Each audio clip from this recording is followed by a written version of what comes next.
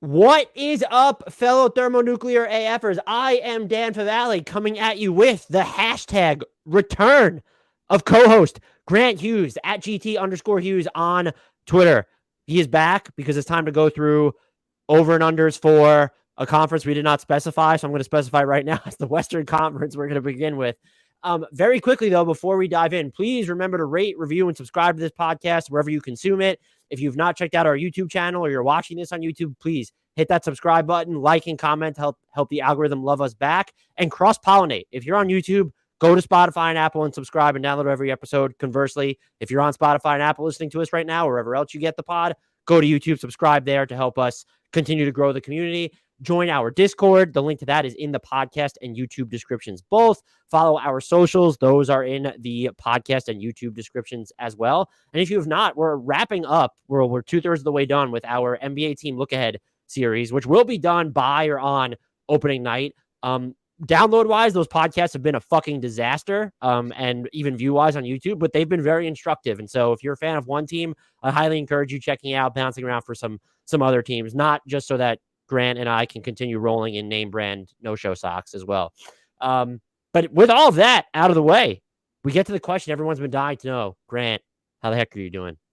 I'm doing great. I'm glad to be back. I'm glad to talk to you about over-unders. And I did cheat and listen to a previous pod you did about win total. So this isn't competitive, but if it was, I would be very ready to compete. I realized I was smashing the over on every single look ahead podcast. And I was like, you need to sit down and like actually start committing. And I promise more prep work went into this than my intro where it was, oh, which conference are we going to do? Let's do the West. I respected the spontaneity of that though. That was strong. How hard were these for you this year? There were a handful that were, I mean, they're always kind of hard because the number always looks pretty good for obvious reasons, because there's a lot of very smart people that set these lines, and it's hard to really, in most cases, talk yourself off of being like a win or two away from that number. And I mostly failed in trying to be more than a win or two away from a lot of these.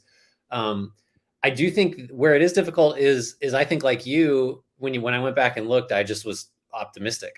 There were too many wins for it to be like actually possible over a full NBA season. And so I think, I guess yes and no. So yeah, because like obviously I'm not gonna generally be smarter than odds makers, with a couple exceptions for like public teams, I think. But yeah, no, I think, but what I do think is it's a great exercise because it forces you to sort of justify and put a number on something and then kind of run through like why it does or doesn't make sense. And I will say, I don't recommend anyone use this as a form of betting, but last year was, and I don't have the sheet in front of me, but I went through it, was the second consecutive season in which I went better than 500 on my over-unders. So I'm sure, I think I stopped doing like over-under pools and things like that because I did it a few years ago with a bunch of people that don't have a job that requires them to focus on the NBA, and I was terrible at it. So I decided I should retire. That's why I quit fantasy basketball, by the way, is I'm so bad at it, and I shouldn't be because this is literally my livelihood. Yeah, you just don't think in points per game, Dan. That's all. You're beyond that. You're beyond that. Let's dive into this, though. So I will throw it up on the screen so people can more easily follow along, and we'll reveal it as we go along. I will update it and such. And if we are in the Western Conference, that means we are beginning with the Dallas Mavericks, and their win total at this recording, which is October 11th, is at 48.5. Grant, where did you have them? So I have them under, but it's because I have them at 48 wins. So it's super close. I think so. Last year, they had the point differential of a team that should have won 51 games. I don't have the standings up right now. That would have been something a smart person would do. But so basically, I have them losing 3-ish wins off of last year, which is kind of feels tough to do because they have Luka Doncic, and you should sort of think that anything's possible, and it doesn't really matter that much who's around him, and they should at least be able to be, within last year's, striking distance of last year's win total. But I just think, I mean, it's the obvious reasons, right? Jalen Brunson's gone. I think that hurts the offense. I think they lose that. They're talking about Facundo Campazzo coming in, which is like, are they just going to give him JJ Barea's jersey and hope nobody notices? Like, that feels like a very Dallas thing to do. Yeah, I think Christian Wood is the idea that Christian Wood and Spencer Dinwiddie can like offset the loss of Jalen Brunson is not a ridiculous one to me. But I have questions about how their front court rotation is going to work. How does JaVale McGee contribute as a starter that I think will never finish games? Does Maxi Kleber slip? Does he get injured again? He's had, plenty of nicks and scrapes over the years. So just a little bit worse than last year, but nothing crazy. This one's tough because it's just Luka, and I could see them very easily getting to 50 wins. I still have them under. I think I had them at like 48 wins too, as well, or closer to maybe even 47. I feel like there's combustible potential here just because you are missing your second best player and you've replaced him with nobody. I mean, it's kind of hysterical that you lose Jalen Brunson and you bring in Christian Wood, who plays center, to come off the bench. And it's just like, I don't know that offsets it enough. And you just need another creator. And if you think Spencer Dinwiddie's that guy, he played well in Dallas last season, I suppose that's fine, but your bench is just, they were trying out Josh Green and Frank Ntilikina, and now the Facundo Campazzo stuff is out there because they're kind of seeing, oh, Frank Ntilikina is just a 3-and-D wing at this point. Josh Green probably shouldn't be saddled with too many ball handling skills, responsibilities. And like, if you're going to, it's just, and then you're guaranteeing JaVale McGee a starting spot, even though I know you said he won't finish games and the contract's fairly innocuous, but why is he guaranteed a starting spot to begin the year? And the other thing that's just tough is, can they replicate last year's defensive success? Clearly, Jalen Brunson doesn't necessarily impact that too much, but they got a little bit lucky on opponent three-point shooting. They were also really good, though, at getting opponents not to take threes. Can that withstand? And if you're going to play Christian Wood a bunch of minutes, there's a chance your defense suffers. So I went under, but Luka just makes me uneasy to pick the under because he's so good. That's not an insult to Luka, just so we're clear. 100%. The Denver Nuggets at 50.5. Where did you land on them? So I've got that as an over. I just think it's sort of uncomplicated. They're returning like significant offensive talent. I have them, just to put a number on it, I have them at 54, which is my second highest total in the West. I just think, I actually also feel like I'm sort of in the minority in really liking their offseason additions, or at least I'm higher than most people, because I think Kentavious Caldwell-Pope and Bruce Brown Jr. sort of tick a couple of key boxes. Like, we have guys that we can throw at tough 2s and 3s, probably more 2s, but Brown can guard up a little bit.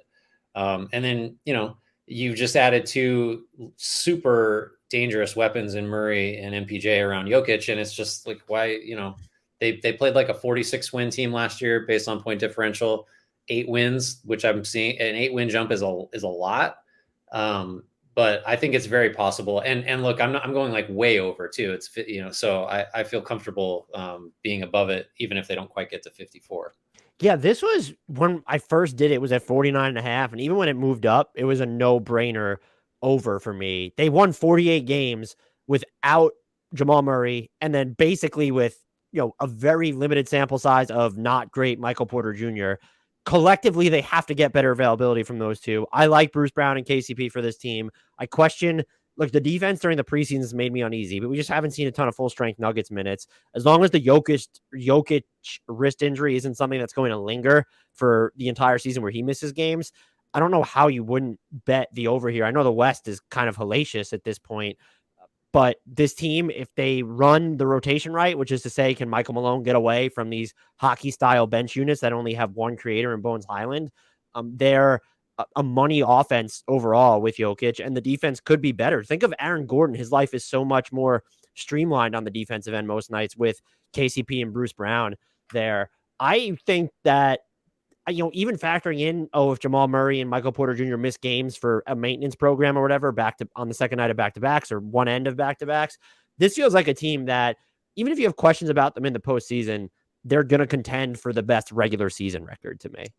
And I think they're also not proven enough to be one of those teams, like we'll get to, that we'll throw out that, well, they don't really care about the regular season thing. Like, I think they're in that sweet spot of no, they do. And they have a lot of incentive because the number 1 seed is very much there, and they should want it because, in addition to just the home court advantage that Denver has because of where it is, there's just also the easier path. I think they should have as much incentive as anybody to try to get that top seed. And so just add that into all the other like personnel related stuff we already hit. The Golden State Warriors checking in at 52.5, which I believe is one win fewer from where it was at before the Draymond Green punching incident. I'm very curious. I know what you picked here already, but we haven't spoken on the pod clearly about the Draymond incident. And so what do you have the Warriors at? And what are just your thoughts on that entire situation for Golden State? Oh man. So of a lot. I have the over, first of all. Right now I have them at 55 wins, which is the most in the West, just by one over Denver. Homer alert. I should have said first off, I'm not rational about the Warriors. Like I'm not. So everybody. You told me I would like to spoil. He texted me before we started this podcast that the floor for Jordan Poole is CJ McCollum. The floor. Yeah. And here's why that's you should listen to that, because last year at this time, I don't know if I texted you, but my running thing was his floor is Lou Williams. So like, and even then it was like, oh my God, he's going to win 6-man like 5 times. Is that what we're talking about? Like, no. Now we're moving the floor up. We raised the floor. It's CJ McCollum now. So I understand the arguments, and there are a lot for why they should go under this total, why they should have a step back this year. The Draymond stuff is a problem. I think the most likely outcome is they will get over it. Mm-hmm. And I think even if they do not, I don't know what that looks like. Is Draymond on the team at all? Do they have to trade him in a worst case scenario? I mean, for this year's purposes, that's not maybe the worst thing for like a longer time horizon for the Warriors. But the way I work around those, and the idea that they shouldn't care about the regular season, they're going to rest. They played 104 games last year. They shouldn't try to win in January or whatever. All that's true. I just think there's a lot of room for the like key players to get better.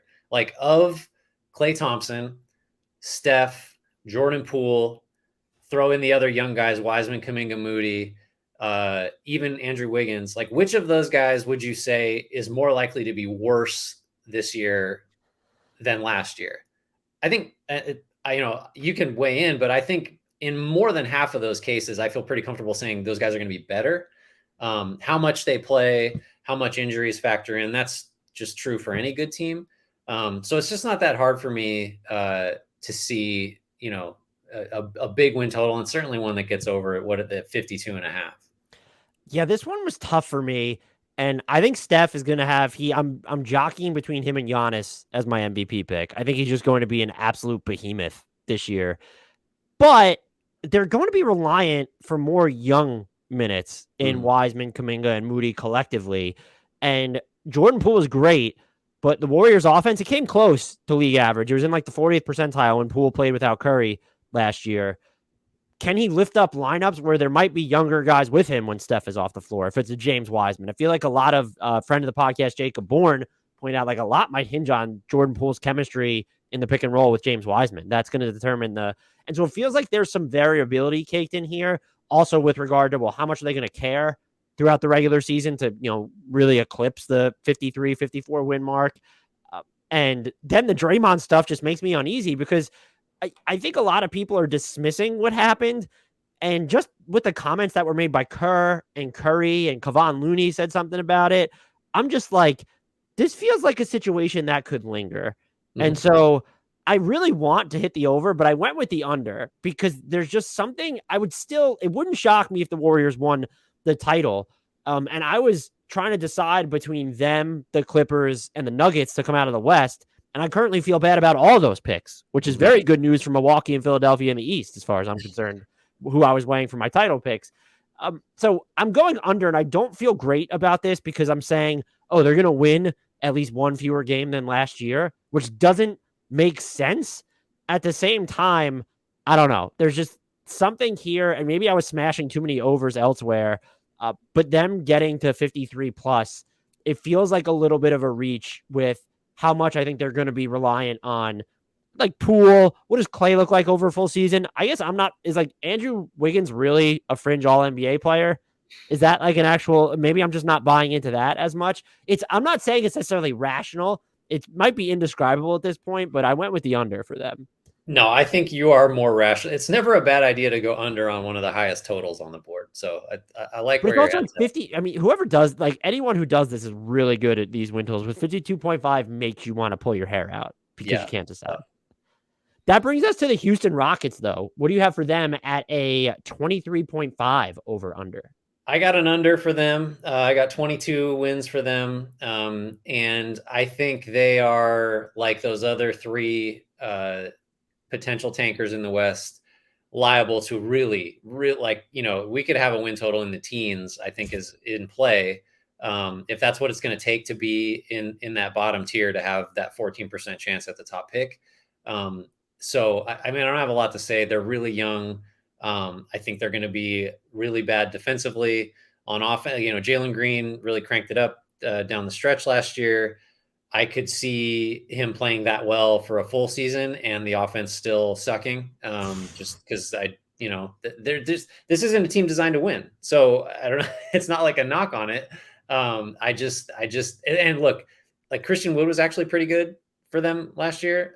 And I think as much as I think probably you like Şengün, I think playing him major minutes is going to lead to some cool ass passes and like old school post moves and stuff. But like, it's just the bottom line is he's not going to help a winner yet.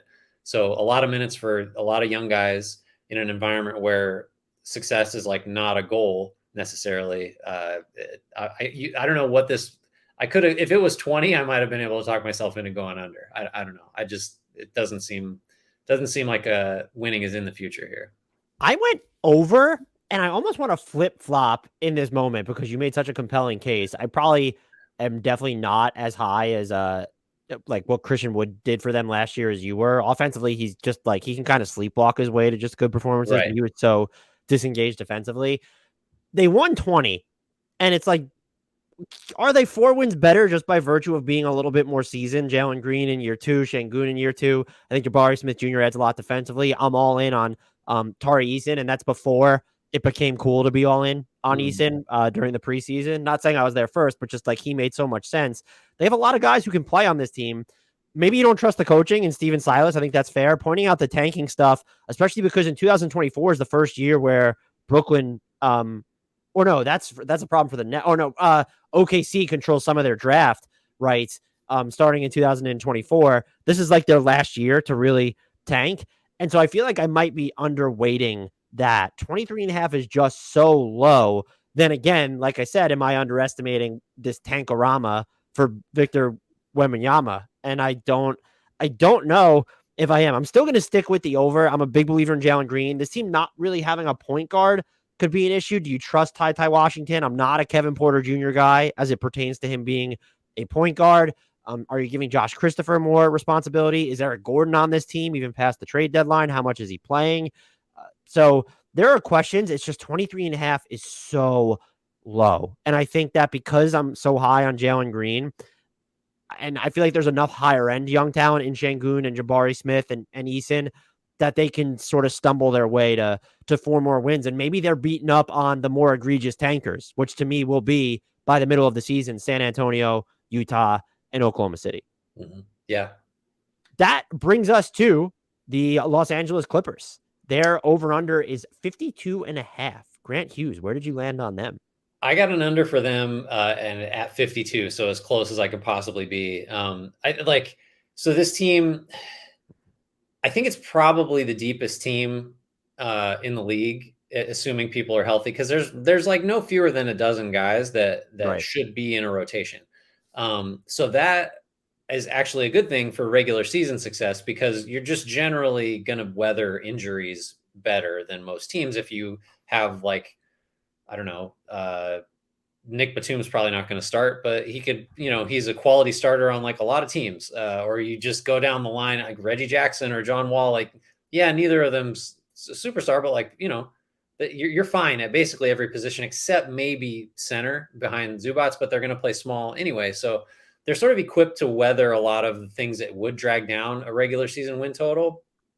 I just think the main things are what should the over under be on total games played between Kawhi Leonard and Paul George? Is it like 100? Like, are we at 99? Are they going to play 50 games apiece? Or if they get up towards 60 each, then I think The I'd bigger probably question might be how many games do they play together? What's the over under on sure, that? right. So you're just never going to really see this team at full strength. I don't think, or rarely, or relative to other good teams. 52 wins is still a lot for a team that I think is probably as disinterested in where they get into the playoffs as almost anybody, because they just need like a couple months sprint from their two best players and anything's possible. So I'm under, but I mean, when you're under at 52 wins, it's hardly a knock. I just think there's just a lot of reasons for them not to really go for it. I went under as well, and I have them at 51. I'll reveal our standings at the end, although I didn't include Grant's win totals in his Western Conference standings. I'll have to remedy that at some point.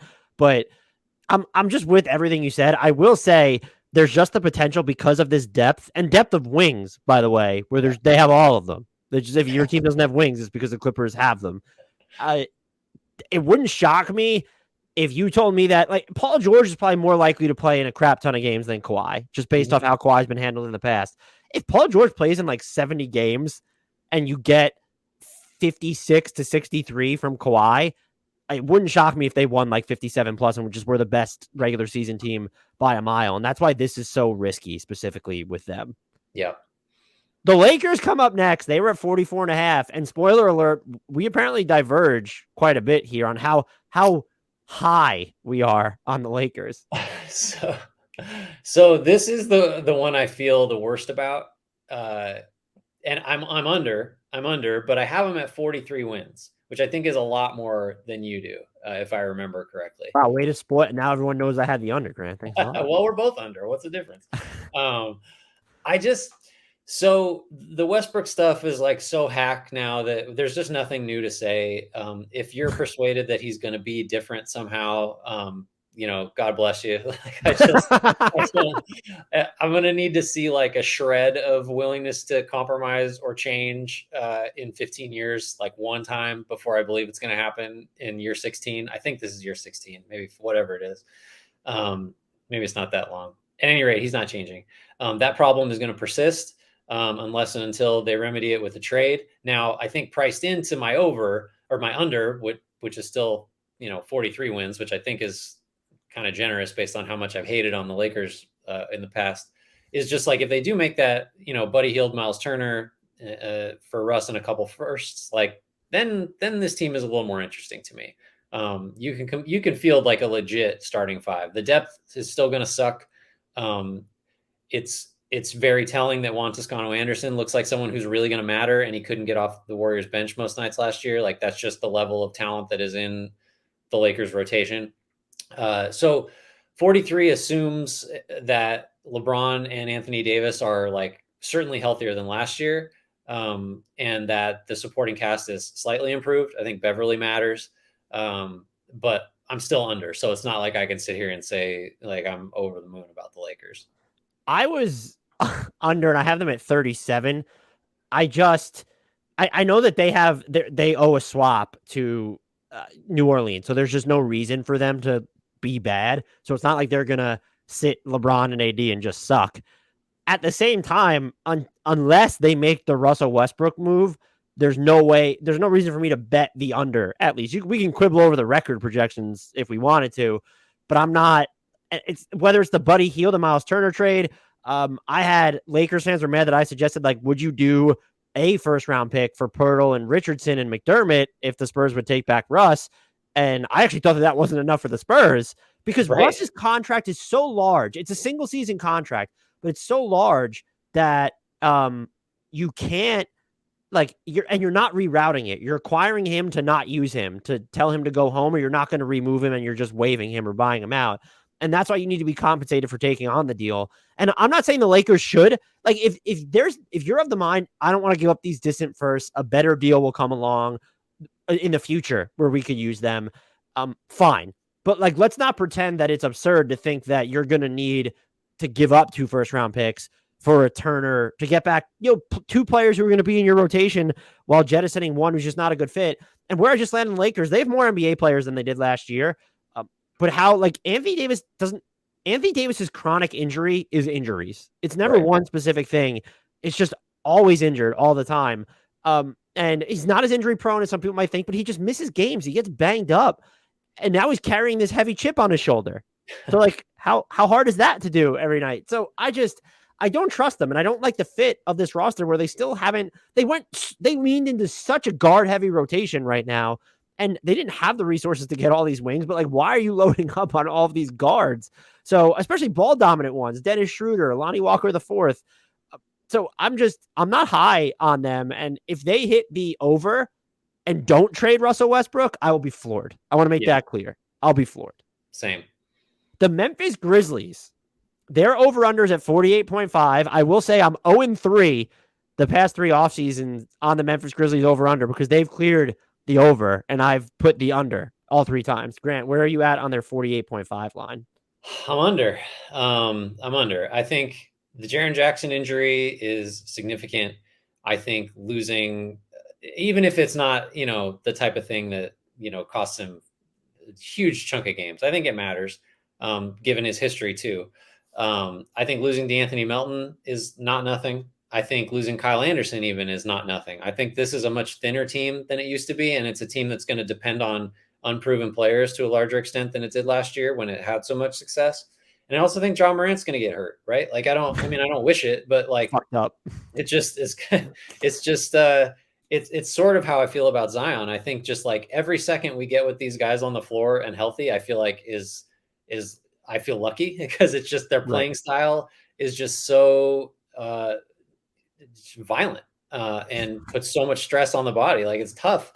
I don't know. I mean, there are just certain guys like that. You can remember watching Derrick Rose, and I think Westbrook is really the only guy, and he wasn't like the 2-foot plant, hard stop explosion type of athlete. He was more of a straight line guy. But all these like just, ferociously athletic, like 2-foot jumpers, hard pivot guys, it's tough. And Morant's, he's been hurt. So, and I don't think they're going 20-2 or whatever ridiculous number that was in the games he misses this year. I don't believe in that. I think that showed that he was a suspect defender, but he's too good to run up that kind of record without him. So I have the under. I think they're still, very much in the mix for a top 4 spot if some things break right for them in the West. But it's not like they weren't. I mean, last year it was just such a ride to get up to where they did. I think even just a little regression overall, I think from that crazy season is kind of in order too.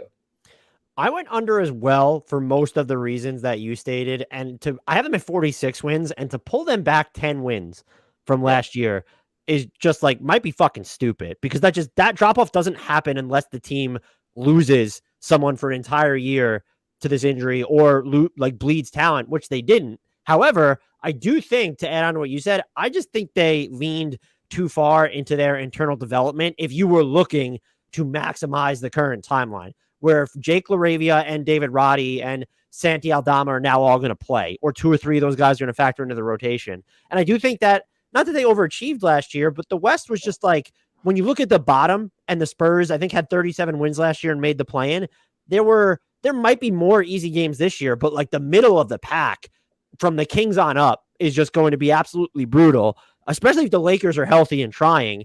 To where I don't know if there's going to be as many easy victories. Can they just beat up on the opponents that they're supposed to beat? Who are the opponents that you're supposed to beat? Now there's, OKC, Utah, Houston, San Antonio. And after that, like every game could basically be a war.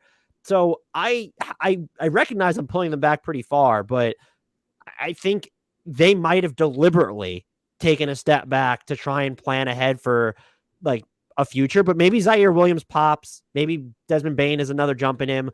They burned me 3 straight years. That they might burn me a 4th. Or at this point, it's just I'm an idiot because I'd be 0-4 for the past 4 years since I started doing this exercise. Now keep doubling down. You'll be right eventually. That's how I look at this. The Minnesota Timberwolves are up next with an over-under of 48.5. This I'm not going to lie, was a tough one for me. Grant, where did you land? Not as tough for me. I went over. I just think I'm receptive to like all the, if you want to go all the way back to like the particulars of the Rudy Gobert transaction, like, did they give up too much? Are we sure that he's going to age well? All that stuff. How's this going to go in the playoffs where we've seen Gobert be less effective? basically every year. It's not always his fault. We don't need to belabor all the takes from various Utah playoff disappointments. But I think all their real problems are playoff problems. And I think this is a regular season over under, and you sort of have to like keep that in mind and kind of split your thinking from how big of a contender is this team versus is this team going to rack up a bunch of wins. And so the Wolves are a team that I think Gobert is just, we've talked about it and everybody's talked about it. If he's on the floor, you're going to defend roughly at a top 5 rate. It would be surprising if you did not. This offense, I think, has immense potential.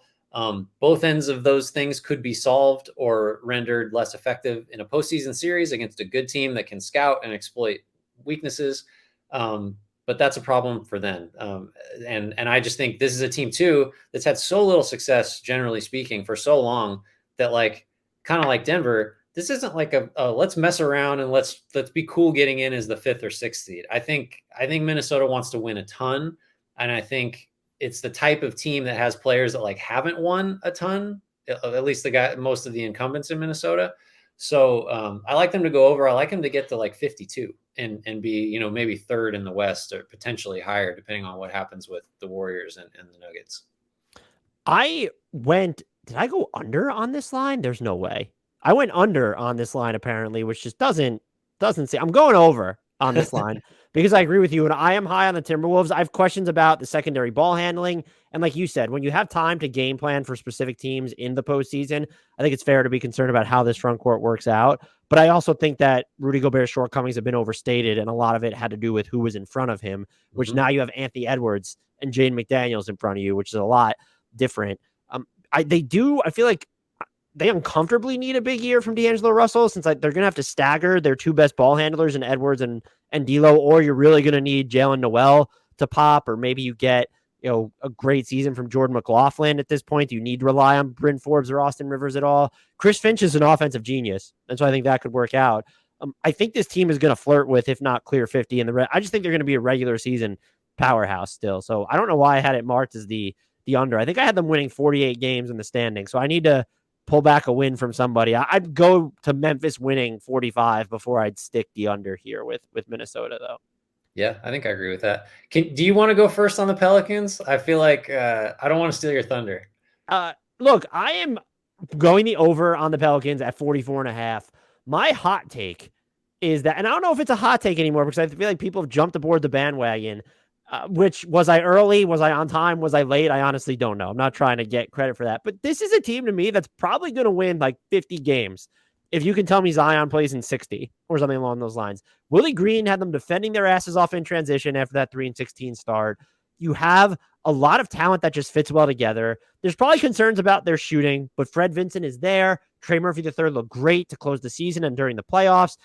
Herb Jones is already hitting just enough of his threes.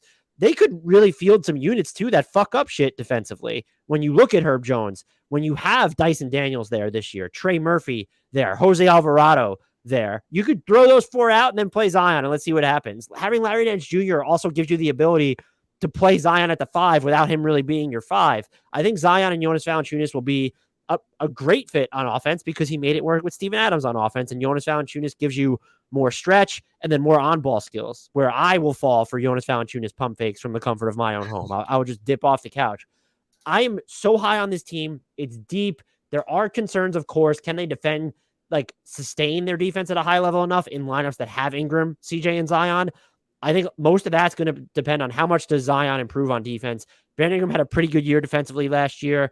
CJ is what he is on defense. And then Zion just on the ball, away from the ball. He needs to kind of improve everywhere, but he is going to help you rebound and end possessions. And having him and Valanciunas on the floor at the same time, you should probably be grabbing like 90% of opponent misses. So I'm absurdly high on this team that I not only consider a regular season threat, but a potential matchup nightmare for so many teams in the playoffs. So it was an easy, at 44.5, it was an easy over for me. Yeah, I'm about as curious about what this particular team is going to look like as I am about any other. Did you know that last year they finished, per Cleaning the Glass, they finished better on defense than offense? It's close and it's kind of marginal, but like that blew my mind because my whole question, I was ready to be contrarian and push back, not just against you, but against the rising tide of like Pelicans optimism. and my pushback was going to be like, tell me why the defense is any better. And even if this is a top 5 offense, which is like, I don't know how it's not, like, honestly, Right. with the easy baskets they're going to get and the free throws they're going to generate, this is all just Zion, honestly. But no, I'm over too. I'm not as high over as you are. The only thing I would add is, I think they got some like tricky decisions to make still. And these are things you would love to have solved way before this, but Zion just hasn't been healthy. But like, what is the optimal way to deploy him on both ends? Cause like, you still could play him technically at center and just totally give up on defense, but score 140 points per 100 possessions or something insane, right? Like, or you leave Jonas in there and you just, make it work. That's why I'm so curious. I don't know how it's going to look, but there's just so much talent here. And I think Willie Green's a good coach that if they don't win in the high 40s, somebody got hurt. Right. Like, I don't understand how it happens. And that feels crazy to say because they won 36 games last year, but it's a different team. Zion changes everything. And so, yeah, I'm optimistic. It makes me scared to think like the Pelicans are going to be really good this fast.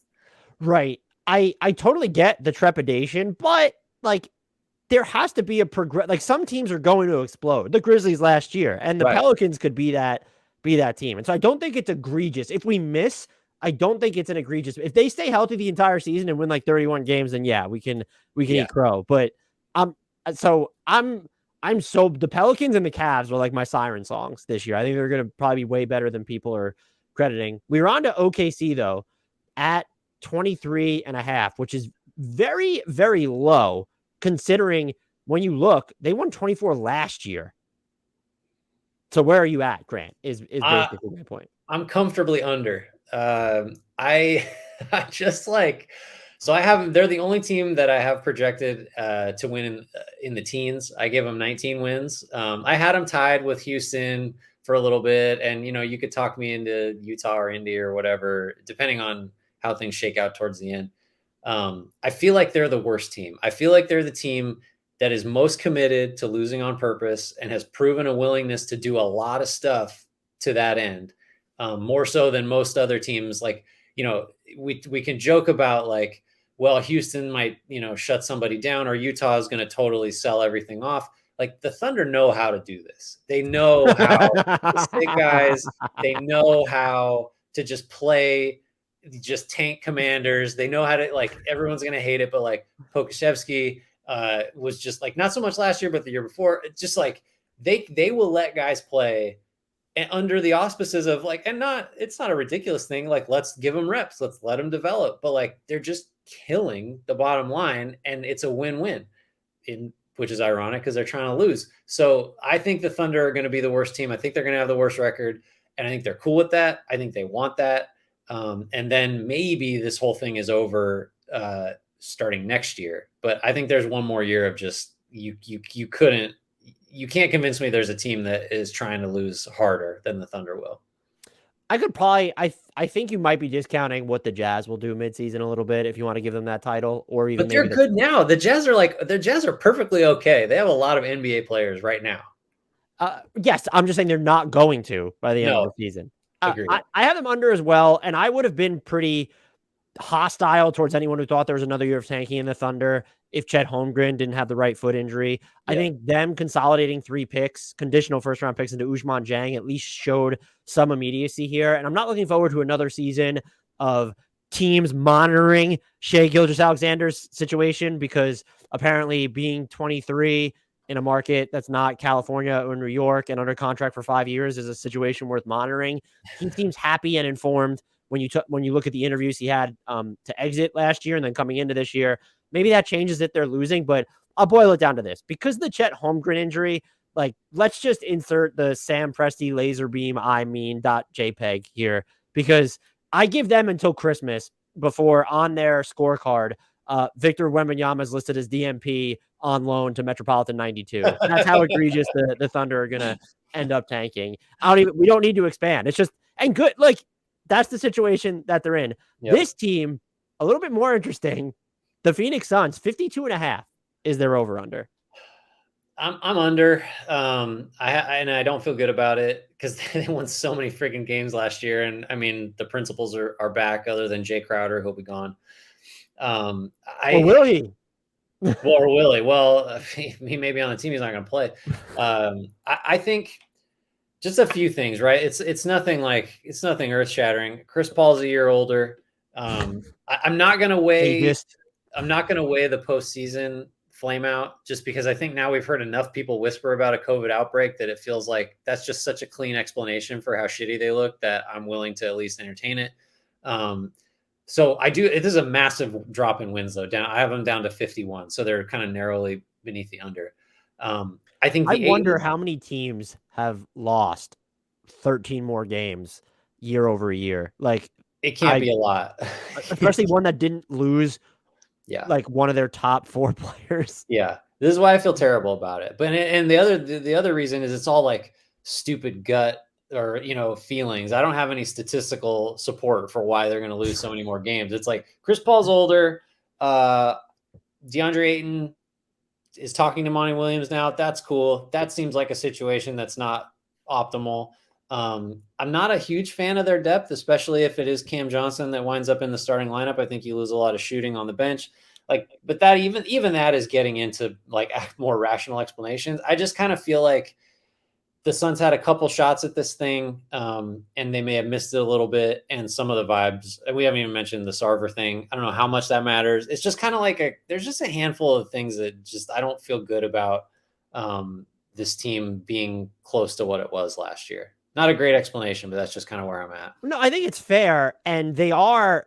I don't want to say they are one injury away from catastrophe. And I don't mean, if Chris Paul or Devin Booker gets injured. If DeAndre Ayton goes down, if Mikal Bridges goes down, like they're fucked because they're so shallow. I mean, they have guys on their bench that you can like in campaign. I really am in love with Ish Wainwright, but like there's talk of like Jock Landale looks so good. And are you relying on Torrey Craig? Are you relying on Damian Lee, Josh Okogie once he's healthy? It gets pretty iffy after your top 5. But as I don't trust the Lakers to make a move this season to change out Russell Westbrook, I believe the Suns are going to do something. And that maybe it's not an all-in trade because they probably want to keep a lot of their future picks. But like you attach Jay Crowder's salary in a first-round pick this year, does that get you Gary Trent Jr., who I don't believe that the Raptors are going to look at as a long-term guy? And that immediately sort of just drums up their total. And I'm looking at, they were a regular season machine last year. If they're going to get relatively good health, there are players on this team who can get better. Maybe not Devin Booker, but it might be Devin Booker, DeAndre Ayton, Mikal Bridges, Cam Johnson. 1 or 2 of those guys is going to get materially better, given the points of their career that they're currently entering. So looking at the top, like they could have one of the best starting 5. They will have one of the best starting 5s in the league, or they should. It's fair to worry about how will Cam Johnson defend and rebound at the 4. But like, I just still think they're going to be really good. And I went over. This is the moral of that. That was a roundabout way of getting there because 53 wins, it's 11 fewer. And so it's like, you have to tell me that if Chris Paul plays in fewer games and you lose Jay Crowder, that that combination was worth 11 losses. I just can't. Or 12 losses to go under. I can't get there. And so I'm not going to factor in an injury for Iron Man Mikal Bridges or even Devin Booker at this point, or Ayton. So I went over and I actually feel this is one of my best bets right now. How about that? You're going to be right about this. I can already tell, but I'm going to stick to it. I'm not going to back down. The Portland Trailblazers are at 39.5. What do you have them, Grant? Where do you have them, Grant? This is like a yawn of an over because I think this is just a 500 team. So I think they're going to win 41 games, but like the difference realistically between 37 and 42 is just not that meaningful. This team is in that range. I don't see how they get a lot better than that. And I mean, honestly, the defense I think should be better. So it's hard for me to imagine them being worse than that. I will say that looking at last year is less instructive for the Blazers than it is for almost any other team because like nobody was there and they were trying to lose and whatever. But I think the offense should be great. I think the defense should be better. So I'm going over, but it's not like, I think they're going to be like in just a dogfight for, the 9-10 spot in the West. So they're just a total middle of the pack outfit to me. I really, really, really, really, really hope friend of the podcast, Tara Bowen Biggs, isn't listening or watching to this because I went under. And part of that is because I'm confused by them. But the West is brutal. I don't know if they have another move in them to get better. And they are just, their depth is dependent on a lot of just ifs. And you look at their backup five rotation, where it's Drew Eubanks, or you're going to play some Trendon Watford there. This is a team that needs a lot maybe from Justice Winslow, where you need to see a little to stay healthy. Um, I'm not going to use the excuse, oh, they've done the 3 guard thing before with Anthony Simons, Powell, and Dame, and now they have GP2, Simons, and Dame. Is that much better? I think it could be because of how good GP2 is on defense and how much bigger he plays on both offense and defense than his size. It's just they're good, and like the top 6 on their roster, maybe even 7, because I am a Nas little guy. I believe in it, and if Dame is healthy, and look, I think Dame will be fine, by the way. He's older. Last year, did you know this? Was the first time in his career, basically, it's within plus or minus 2 minutes, that he didn't play at least 2,400 minutes. Wow. 2,400. He'll be fine. They feel a little shallow, and their best defenders, none of them are really, if you trust Nurkic as sort of your backline protector, you think that Jeremy Grant's going to be able to make enough, and Nas are going to be able to make enough plays behind him, sure. I don't necessarily, I'm just not high on their depth. And I think they could find them. They could be one of the surprise pivots of the season where, no, we don't trade Damian Lillard. And I don't even know, is he even trade eligible this season after signing his extension? Doesn't matter. Not where you trade Damian Lillard, but, oh, we might pull back, go for this top pick again. Maybe we're looking at trading, Jeremy Grant or something. They're just one of my candidates to be a sneaky tank job. And that's not, and he can be, Dame can be traded in January. So I'm mistaken there. I forgot about that. I don't think they're going to trade Dame, but this is just a team to me that I think it threatens to get lost in the shuffle of what is an incredible Western Conference this year, at least on paper so far. Yeah. The Kings, 33.5. These are your Kings. They're there. You have the Warriors and then the Kings. They're your Kings. Yeah, I'd like to have a custody dispute about the Kings. I don't know if I need them. But I will say I'm going over because that's such a low. I mean, 33.5. That's low. So I'm going over. I think there's a very good chance that the Kings are really good offensively. And even saying that, like the Fox Sabonis spacing crunch is a real thing. But they did just surround those guys with shooters because I think they're going to field a lot of lineups that are Fox and Sabonis, and you've got Malik Monk and Kevin Huerter and Harrison Barnes. And so, like, that's 3 guys that are going to make spot up threes at solid clips. This team will not stop anybody. I think this team has a really good chance to be a bottom 3 defense, which is not new territory for Sacramento. So I think, you could tell me they're going to finish a game ahead of Portland, and I'd be like, yeah, okay, that's realistic. I think they're a little worse, most likely, than say the Blazers, who I had as at a 500 clip. But I think the Kings are better than 33.5 wins. And I really think this is a team that is not going to tank. If they're anywhere close, I think they're going to push for wins. And with a lot of other teams going the other direction, I think that kind of create some opportunities. I agree with you on the Kings. They were an easy over for me, which is almost uncomfortable. But even if you're trying to factor in like a Kings wins tax here, this line suggests that they're going to win to hit the under. They would have to be worse than 3 of the past 4 years, with the exception of last year. The previous 3 seasons, they won. Some of them were shortened. They won more than the equivalent of 33 games.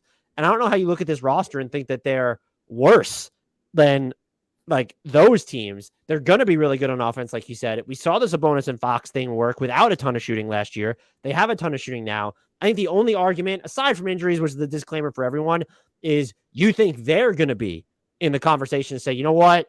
Sabonis is extension eligible. We shouldn't have made that trade. We suck. We're moving him. We're going to find someone to move Fox.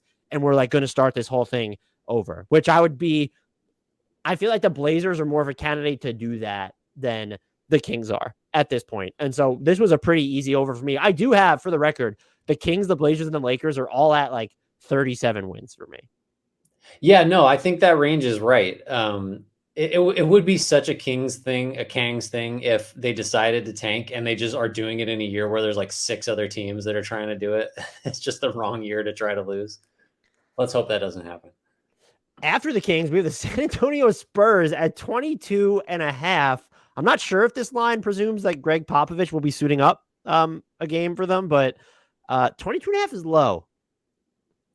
It is low, and that's why I went over. Again, totally possible that they're the team that just really goes for it, right? Really just packs it in. I think Popovich's presence, I don't know if this is based on nothing. I think Popovich's presence will prevent just the most egregious, like awful level of tanking. So like I think they're going to win 25 games, which is terrible, but I think it's going to be just enough to keep them up over that 22.5 line. But I mean, when Keldon Johnson had that shoulder thing in training camp, it was just like, oh, here we go. This is going to get so bad. But it seems like he's going to be fine. And like, he's a quality player. Pirtle's a quality player. They got Richardson, McDermott. They got guys who can play. Devin Vassell can shoot. Like, there's NBA players on this team. So unless they get real crazy with trying to lose, I don't see them quite as low as like your Houstons and OKCs, at least in my opinion. I went under because I think that they're going to be egregious in tanking. And here's why. I think Greg Popovich fucking loves it. He seems just rejuvenated since he's been coaching younger guys and been willing to experiment. He even said they were asking him about his starting lineup. This was a few days ago, so it might have changed. But they asked him about it. He said, well, we know Jakob Poeltl's going to start, and then I'll figure out the rest later.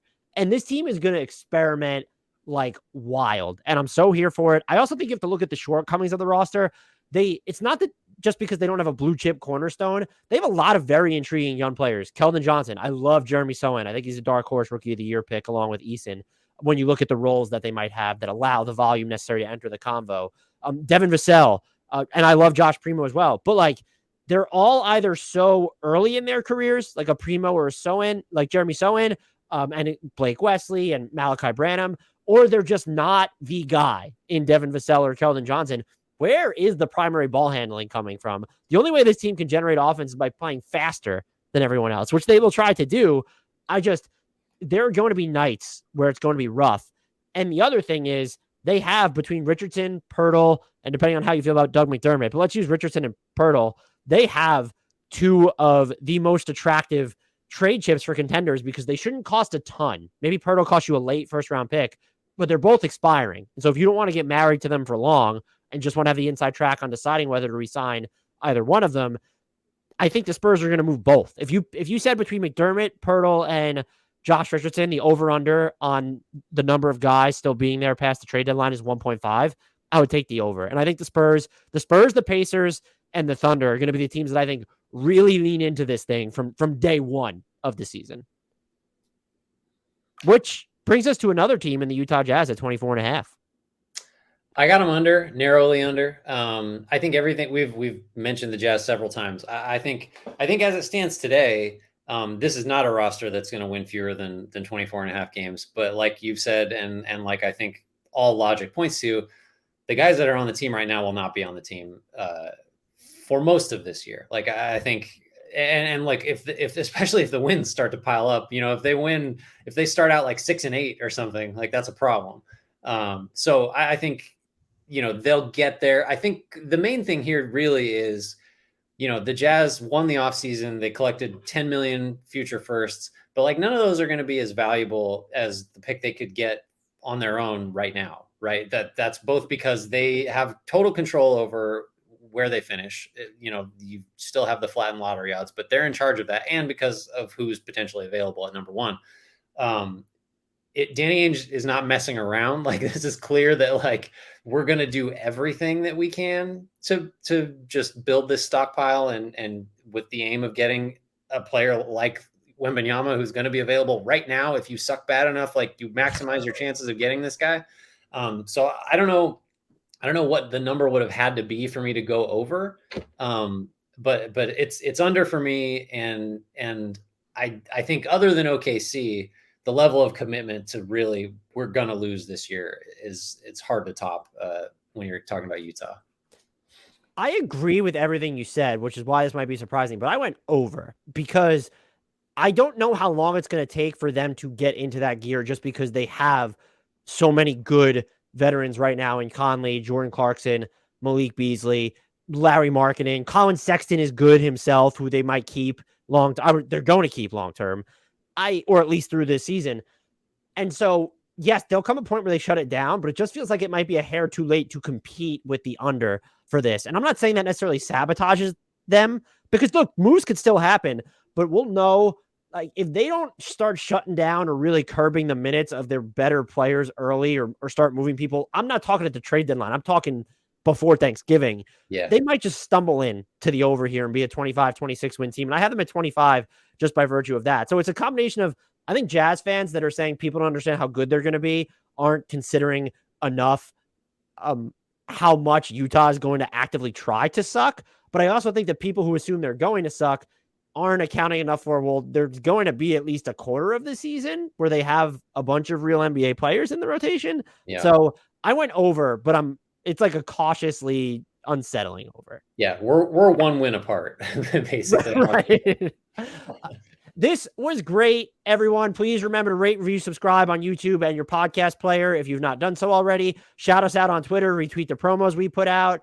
Comment, like to break the algorithm on YouTube. Follow us on the socials. The links to that are in the podcast description. Check out the Eastern Conference Over Under Pod, which will be coming out after this one, but by the time you listen to this one, it might already be out. So check it out on YouTube and your podcast players. Follow Grant on Twitter at GT_Hughes for his bi-quarterly tweet. And until next time, I leave you all with a shout out to the one, the only, the real player who might single-handedly, potentially, if they're lucky, push the Mavericks towards their over, Frank Ntilikina.